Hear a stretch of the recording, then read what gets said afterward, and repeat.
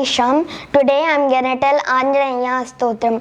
Anjananandanam Veeram Janaki Shokanachanam Kapishamaksha Hantaram Vande Lanka Bhayankaram Anjaneyamatipatalānanam Kanchanadrikamaniya Vigraham Parijatatarumūlavasinam Bhavayami Pavamananandanam Yatra Yatra Raghunatha Kirtanam Tatra Tatra Krutamastakānjalim Bashpavari Paripurnalocanam Marutim Namata Rakshasantakam Manojavam Marututulya Jitendriyam Buddhimatam Varistam Vatatmajam Vanarayutamukyam Sriramadūtam Sirasanamami Buddhirbalam Yashodairam Nidbhayatvam Arogata Ajatyam Vakpatutvam Cha Hanumatsmaranat Bhavet Asadhya Sadhaka Swamin Asadhyam Davekim Vada Ramaduta Krupa Sindho Matkaryam Sadhya Prabhu Sri Rama Hridayam Bhakta Kalpamahiruham Avayam Varadam Dodhyam Kalaye Marutatmanam Jai Shri Ram.